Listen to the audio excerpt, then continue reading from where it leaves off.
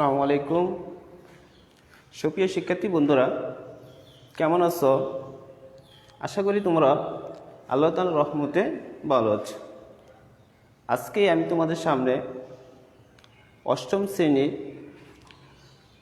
English grammar হতে voice নিয়ে আলোচনা করব। এর আগে আমি তোমাদেরকে আলোচনা করেছি ভয়েস কি, ভয়েস কাকে বলে, ভয়েস কত প্রকার ও কী কী, প্রত্যেক প্রকারের সংজ্ঞা সহ আলোচনা করেছি। আজকে আমি তোমাদের সামনে কিভাবে অ্যাক্টিভ থেকে প্যাসিভ ভয়েস করতে হয় এই নিয়ে আলোচনা করব। তোমরা যারা আমার এই অনলাইন ক্লাসে যোগদান করেছো, তোমাদের কাছে আমার একটা অনুরোধ থাকবে, তোমরা সবার এই অনলাইন ক্লাসটি বারবার দেখে কি বোঝার চেষ্টা করবে। আশা করি তোমাদের অনেক ভালো লাগবে। আজকে আমি তোমাদের সামনে একেবারে সংক্ষিপ্ত আকারে, একেবারে ইজিভাবে কীভাবে অ্যাক্টিভ থেকে প্যাসিভ ভয়েস করতে হয় এই নিয়ে আমি তোমাদের সামনে আলোচনা করব।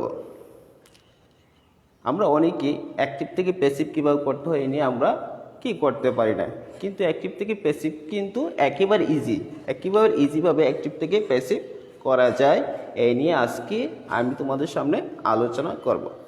চলো আজকে আমরা শুরু করি কিভাবে অ্যাক্টিভ থেকে প্যাসিভ করতে হয়। তাহলে অ্যাক্টিভ থেকে প্যাসিভ করতে গেলে আমাদেরকে কি করতে হবে, একটা রুলস কি জানা দরকার। ওই রুলসটা কি? এই রুলসটি জানার আগে, লেখার আগে আমাদেরকে জানতে হবে কি সাবজেক্ট কি আর অবজেক্ট কি। যদি আমরা সাবজেক্ট আর অবজেক্ট যদি আমরা চিনতে পারি, তাহলে আমরা কি করতে পারবো, অ্যাক্টিভ থেকে প্যাসিভ করতে পারবো। তাহলে চলো আমরা সাবজেক্টটা আগে পরিবর্তন করে নিই। সাবজেক্ট কি? তাহলে আমরা এখানে সাবজেক্ট আর অবজেক্ট নিয়ে আলোচনা করি প্রথমে। তাহলে আমরা সাবজেক্ট থেকে আমরা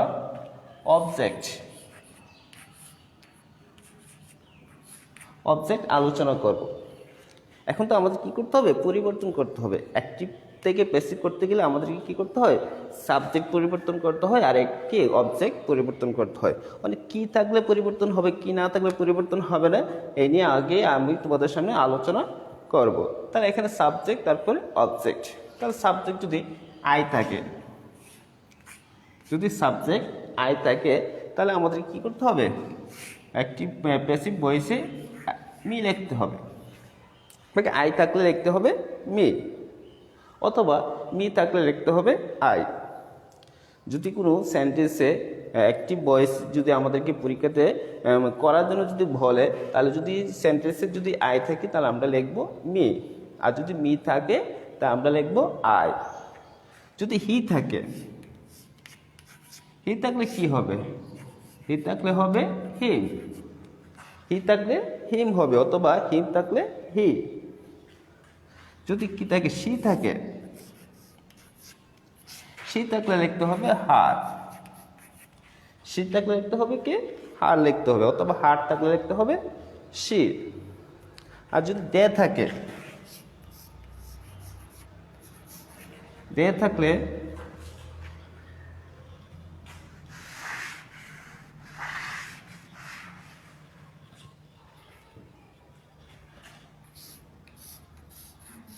যদি দে থাকে তাহলে আমাদের লিখতে হবে দেম, THEM, দেম। আর যদি ওই থাকে, ওই থাকলে আমাদের লিখতে হবে আজ, ওই থাকলে লিখতে হবে আজ। অথবা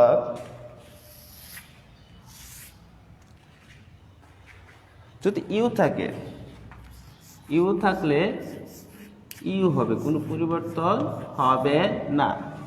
ইউ থাকলে ই হবে, কোনো পরিবর্তন হবে না। আর যদি ওই থাকে, ওই থাকলে হবে আজ, আর ইউ থাকলে হবে ইউ। আর যদি থার্ড পারসন থাকে, মনে করি ইট একটা থার্ড পারসন থাকলে কোনো পরিবর্তন হবে না, ইটের জায়গায় ইটি হবে। আর যখন কোনো নাম থাকে, বাকি রহিম, করিম, যে কোনো নাম, নাম থাকলে কি কোনো পরিবর্তন হবে না, কারণ নামটা হলে কি থার্ড পার্সন হলে কোনো পরিবর্তন হবে না।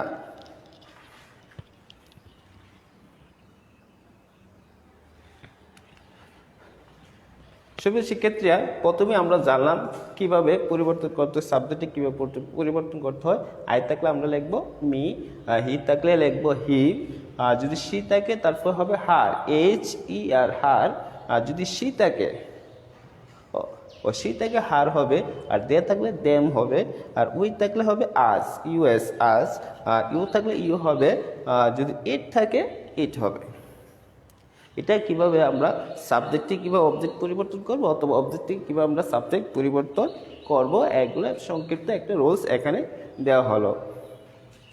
তারপরে এখন আমরা কি লিখব, এখন আমরা রুলসটা লিখি কিভাবে অ্যাক্টিভ থেকে প্যাসিভ করতে হয়। রুলসটা হলো, প্রথম আমরা অবজেক্টটারে সাবজেক্ট করব।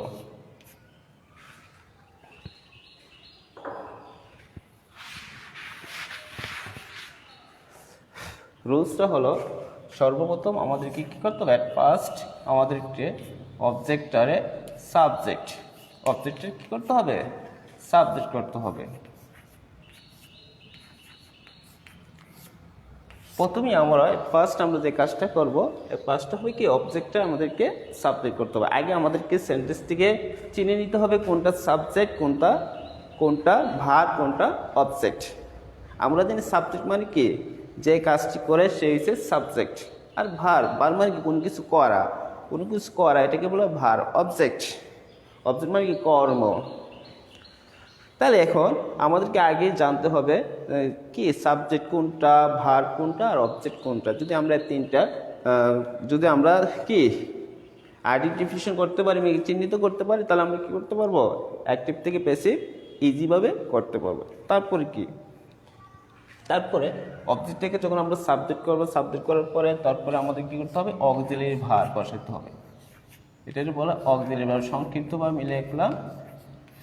তারপরে অক্সিলারি ভার বসাতে হবে। অক্সিলারি ভার সংক্ষিপ্ত আকার এখানে লেখা আছে, শুধু লিখলাম AU দিয়ে, শুধু এক্সট্রা দিয়ে AUX দিলাম। সংক্ষিপ্তভাবে আমি লিখলাম অক্সিলারি ভার। তারপরে আমাদেরকে কি করতে হবে, ভার্বের পাস্ট পার্টিসিপল। তারপরে আমাদেরকে কি করতে হবে, যদি কোনো কিছু বাকি অংশ থাকে তারপর আমরা এটার পরে লিখতে পারি অথবা সর্বশেষও লিখতে পারি। তাহলে আমরা এখানে লিখি বাকি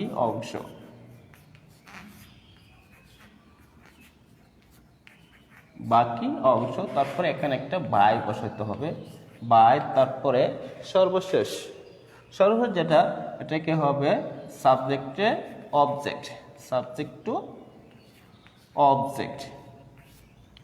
সর্বশেষ যে আমরা কাজটি করব, সর্বপ্রথম কি আমরা কি সেন্টেন্সটা শুরুতে কি করব, অবজেক্টটা সাবজেক্ট করব, তারপরে অক্সিলারি ভার বসাবো, তারপরে ভার্বের পাস্ট পার্টিসিপল মানে ভার্বের 3 নম্বর রূপ। বা আরেকটি ভার্বের 3টা রূপ আছে, একটি হচ্ছে প্রেজেন্ট, একটি হচ্ছে প্রেজেন্ট ফর্ম, একটি পাস্ট ফর্ম, আরেকটি হচ্ছে পাস্ট পার্টিসিপল। আর ভয়েসের ক্ষেত্রে সবসময় কি হবে, পাস্ট পার্টিসিপল হবে। তারপরে বাকি অংশ মানে কি, যদি প্রিপোজিশনের পরে যখন কোনো কিছু অংশ থাকে এটাকে আমরা এক্সটিকে বাকি অংশ বলে থাকি। তারপরে এখানে প্রিপোজিশন হবে, এখানে বাই হবে, অনেক সময় টু হবে, অনেক সময় ফর হবে, অনেক সময় কি হয় এখানে প্রিপোজিশন বসবে, আর বাইটা সবসময় বাই হয়। তারপরে কি সাবজেক্টটা অবজেক্ট। সর্বশেষ কি করব, সাবজেক্টটা অবজেক্ট করব। তারপরে এখানে লেখার আগে, এখানে যেহেতু আমি লিখছি এখানে অক্সিলারি ভার্ব, এখানে অক্সিলারি ভার্ব কিভাবে আমরা লিখব, যদি আমরা অক্সিলারি ভার্ব জানি কি, অক্সিলারি ভার্ব হলো যে ভার্বটা কি করতে পারে না, নিজে কোন কিছু করতে পারে না অন্যের সাহায্য ছাড়া। তাহলে এখানে অক্সিলারি ভার্ব কোনগুলো, এখানে অক্সিলারি ভার্বের কিছু নিয়ম আমি তোমাদেরকে দিচ্ছি, দেখো কি থাকলে কি হবে। এখানে শুধু অক্সিলারি ভার্বটা পরিবর্তন করার নিয়মটা এখানে আমি শুধু তোমাদেরকে লিখে দিচ্ছি। যদি কোনো সেন্টেন্সে এম, ইজ, আর, তারপরে ওয়াজ অথবা ওয়ার অথবা শ্যাল বি অথবা উইল বি থাকে, মানে কি যদি কোনো সেন্টেন্সে am is are, was were, shall be, will be থাকে, তারপরে এটার সাথে আমরা কি যোগ করব, এটা লিখে তারপরে বিন যোগ করতে হবে, BEING বিন, এই বিনটা যোগ করতে হবে। হ্যাঁ, এগুলো থাকবে, কিন্তু আবার এগুলো কেটে দিয়ে আবার কিন্তু বিন যোগ করলে হবে না, আগে এম লিখে তারপরে কি করতে হবে, বিন যোগ করতে হবে। এটা 1 নম্বর রুলস। কিসের রুলস? অক্সিলারি ভার্বের রুলস এটা।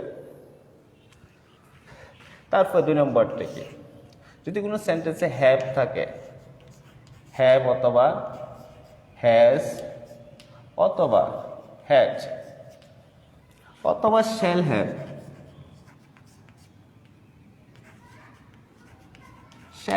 অথবা উইল হ্যাভ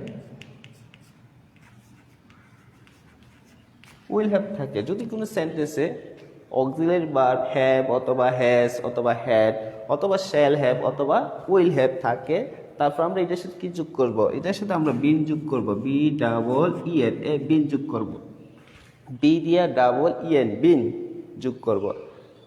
আর যখন কোনো সেন্টেন্সে শ্যাল থাকে, শ্যাল অথবা উইল, তারপর আমরা কি যোগ করব, এটার সাথে যোগ করতে হবে বি যোগ করতে হবে। যদি কোনো সেন্টেন্সে শ্যাল অথবা উইল থাকে, তারপর এটার সাথে আমরা কি যোগ করব, বি যোগ করব। আর যখন মনে করো কোনো সেন্টেন্সে কি নেই, কোনো অক্সিলারি ভার্ব নেই, তারপর আমরা কি যোগ করব, যদি কোনো সেন্টেন্সে অক্সিলারি ভার্ব না থাকে, এটা 4 নম্বর রুলস। দেখো, যদি কোনো সেন্টেন্সে অক্সিলারি ভার্ব না থাকলে, তাহলে এখন আমরা লিখি অক্সিলারি ভার্ব না থাকলে আমরা কি করব, যদি কোনো সেন্টেন্সে অক্সিলারি ভার্ব না থাকে, তাহলে আমরা প্রথম কাজ হলো, যদি সেন্টেন্সটা যদি প্রেজেন্ট টেন্স হয়, কোন টেন্স, প্রেজেন্ট টেন্স, যদি কোনো সেন্টেন্সটা যদি প্রেজেন্ট টেন্স হয়, এটার সাথে আমরা যোগ করব এম ইজ আর, এম তারপরে ইজ তারপরে আর, এটার সাথে কি যোগ করতে হবে, এম ইজ আর যোগ করতে হবে। আর যখন এটা পাস্ট টেন্স হয়, পাস্ট টেন্স,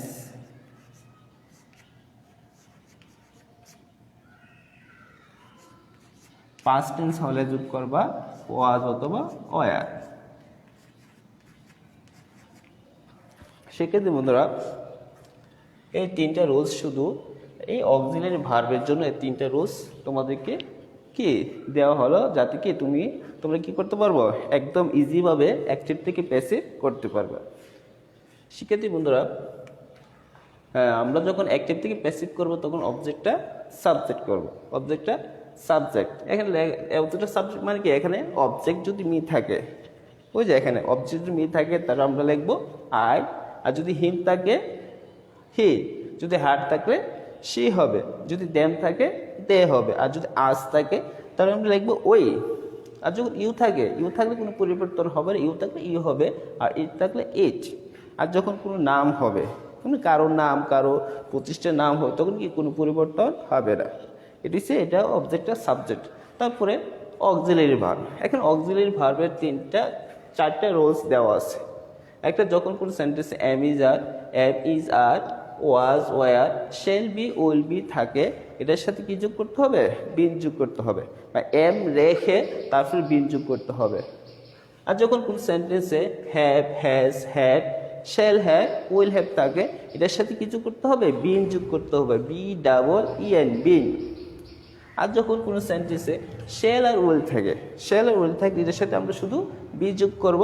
আর যখন কোনো সেন্টেন্সে কি অক্সিলারি ভার্ব যদি না থাকে, তাহলে আমরা কি করব, যদি অক্সিলারি ভার্ব না থাকে, তা আমরা প্রেজেন্ট টেন্সের ক্ষেত্রে আমরা এম ইজ আর যোগ করব, আর পাস্ট টেন্সের ক্ষেত্রে আমরা যোগ করব ওয়াজ অথবা ওয়ার। এখন আমি তোমাদেরকে কয়েকটি এক্সাম্পলের মাধ্যমে বোঝানোর চেষ্টা করব, তোমরা সবাই কি সাথে থাকার জন্য অনুরোধ করা গেল। তাহলে আমরা এখন একটা উদাহরণ দেব। মনে করো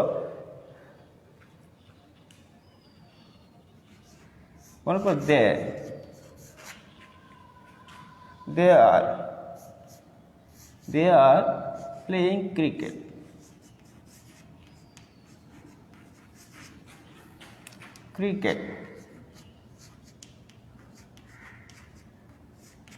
এটা একটা মনে করি অ্যাক্টিভ ভয়েস।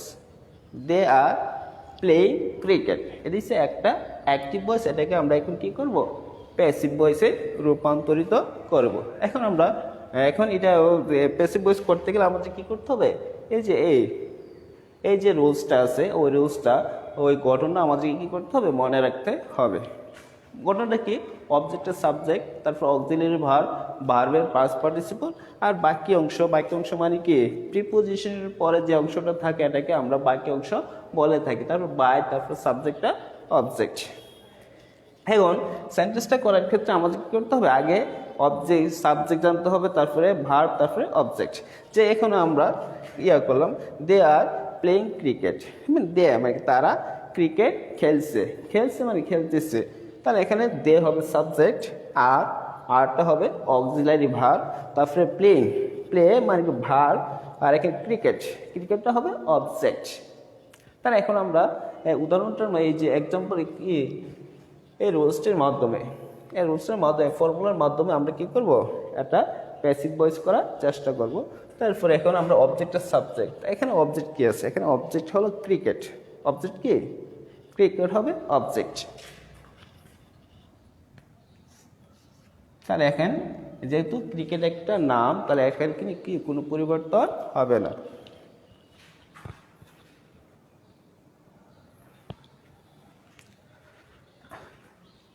যেহেতু এখানে ক্রিকেট একটা নাম, তাহলে কি কোনো পরিবর্তন হবে না। তাহলে আমরা ক্রিকেটে যাই, ক্রিকেটে লাগবো ক্রিকেট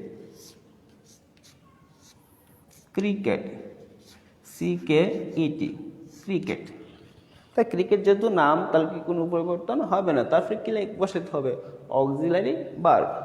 তাই এখানে অক্সিলারি ভার্ব কি, এখানে অক্সিলারি ভার্ব আছে আর তাহলে এখানে আমি তোমাদেরকে প্রথম যে রুলসটা ছিল, ওই রুলসটা বলছিলাম কি, যদি কোনো সেন্টেন্সে am, is, are, was, were, shall be, will be থাকে, এটার সাথে আমরা কি যোগ করবো, বিন যোগ করব। এখন যেহেতু দেয়ার সাথে আর আছে, এখন ক্রিকেটের সাথে কি আরই হবে নাকি, এখানে তিনটা অপশন আছে, এখানে এম, ইজ, আর আছে, এখন কিন্তু তিনটা মিলে একটা হবে, আবার তিনটা কিন্তু হবে না। এখানে এম, আয়ের সাথে এম হয়, আর থার্ড পারসনের সাথে ইজ হয়, আর বহুবচনের সাথে হবে আর হবে, প্লুরাল নাউনের সাথে আর হবে। তাই এখানে যেহেতু দেয়ের সাথে আর ছিল, এখানে ক্রিকেটের সাথে কি আর হবে না, ক্রিকেটের সাথে আর হবে না। এখানে ক্রিকেটের সাথে হবে ইজ, ক্রিকেট ইজ। তাহলে ক্রিকেট ইজ লেখার পরে কি যোগ করতে হবে, বিন যোগ করতে হবে। তাহলে বিনটা কি, BEING, being. Cricket is being, তারপরে কি ভার্বের পাস্ট পার্টিসিপল। এখন ভার্ব কি, প্লেইং কিন্তু ভার্ব। এখন যদি আইএনজি কেটে দিই তাহলে কি হবে, প্লে হচ্ছে প্রেজেন্ট ফর্ম, আর এসে পাস্ট ফর্ম হবে প্লেড, আর পাস্ট পার্টিসিপল হবে কি হবে, প্লেড হবে, PLAY যোগ করতে হবে, প্লেট। তারপরে কি বাকি অংশ এখানে কিন্তু নেই। বাকি অংশ বলছিলাম যদি প্রিপোজিশনের পর যদি কোনো অংশ থাকে এটা হবে বাকি অংশ, তাহলে এখানে বাকি অংশ নেই। তারপরে কি বাই, তারপরে কি বসাতে হবে, বাই বসাতে হবে। তাহলে আমরা এখানে একটা বাই দিয়ে দিব, বাই বসে দিব। তারপরে কি সাবজেক্টটা অবজেক্ট, তাই এখানে সাবজেক্ট কি, সাবজেক্ট হবে দে আছে, দে থাকলে কি হবে, দে থাকলে দেখো এখানে দে থাকলে হবে দেম, দে থাকলে হবে কি দেম বসাতে হবে। তাই এখানে আমরা দে পরিবর্তে কি বসাবো, দেম বসাবো। তা হয়ে গেল। একদম সিম্পলের মাধ্যমে আমরা একটা উদাহরণ কি একদম সিম্পল বা ইজিভাবে আমরা কি অ্যাক্টিভ থেকে প্যাসিভ করে ফেললাম। তাহলে আমি আর কয়েকটি উদাহরণ তোমাদের সুবিধাতে দিচ্ছি, দেখো।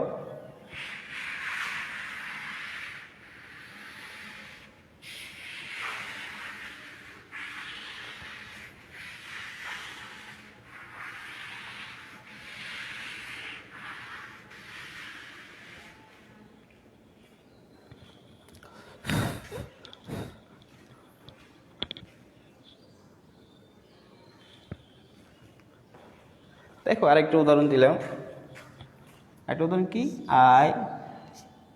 হি হ্যাজ ডান দ্য ওয়ার্ক। দেখো তার আমরা আরেকটা উদাহরণ, he has done the work, এটা আমরা এখন প্যাসিভ করব। এখানে কিন্তু এটা he subject, has auxiliary verb, done ভার্বের পাস্ট পার্টিসিপল, দ্য ওয়ার্ক হবে এখানে অবজেক্ট। তাহলে আমরা কি প্রথমত কাজ কি, অবজেক্ট আমরা সাবজেক্ট করবো। তাহলে অবজেক্টটা হলো দ্য ওয়ার্ক, এটা একটা কাজ কি, মানে এটা একটা নাম, এটা কি কোনো চেঞ্জ হবে না, পরিবর্তন হবে না। তা দ্য ওয়ার্কের সাথে আমরা দায় লিখবো, দ্য ওয়ার্ক।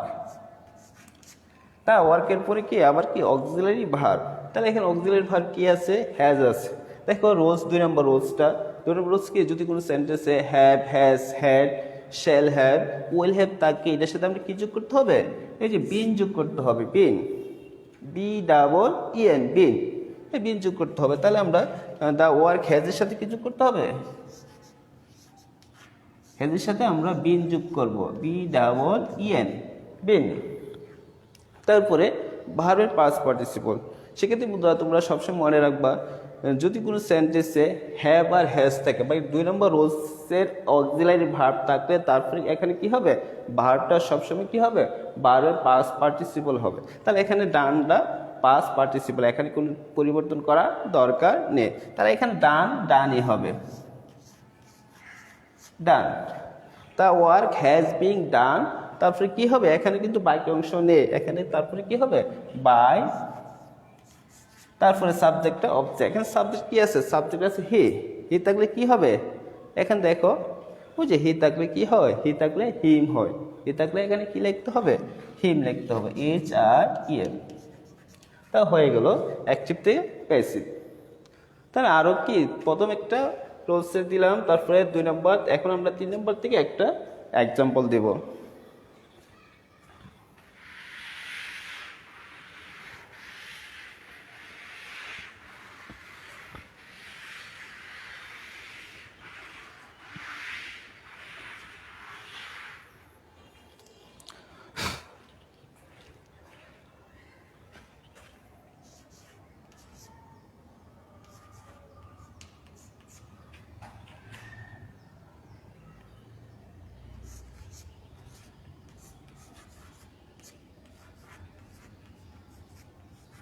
তা দেখো আমরা এদের 3 নম্বর রুলস থেকে একটা উদাহরণ দিলাম, we will do the work. এখানে কি দেখাচ্ছে, এখানে অক্সিলারি ভার্ব আছে, উইল আছে। তাহলে এখানে আমি তোমাদেরকে 3 নম্বর রুলসটা দিচ্ছি, যদি কোনো সেন্টেন্সে শ্যাল আর উইল থাকে এটার সাথে কি যোগ করতে হবে, বিন যোগ করতে হবে। তাহলে এখন আমরা অবজেক্টটা সাবজেক্ট করে, এখন অবজেক্ট হলো দা, কি হবে, দা ওয়ার্ক। তারপরে অক্সিলারি ভার্ব, এখানে উইল আছে, উইলের সাথে আমরা বি যোগ করব, বি। তারপরে ভার্বের 3 নম্বর ভার্ব আছে এখানে ডু এর পাস্ট পার্টিসিপল হবে ডান। তারপরে বাই, তারপরে কি লিখতে হবে, বাই। তারপরে উই থাকলে হবে, উই থাকলে সর্বশেষ যেটা আছে, উই থাকলে আমাদের কি বসাতে হবে, আজ বসাতে হবে। তাহলে উইলের পরিবর্তে আমরা কি বসাবো, আজ বসাবো, আজ। তা হয়ে গেল অ্যাক্টিভ থেকে কীভাবে প্যাসিভ করতে হয়। তাহলে কি, the work will be done by us. তারপরে 4 নম্বর রুলস থেকে আমি তোমাদেরকে একটা কি এক্সাম্পল দিয়ে আজকে আমার ক্লাস শেষ করব।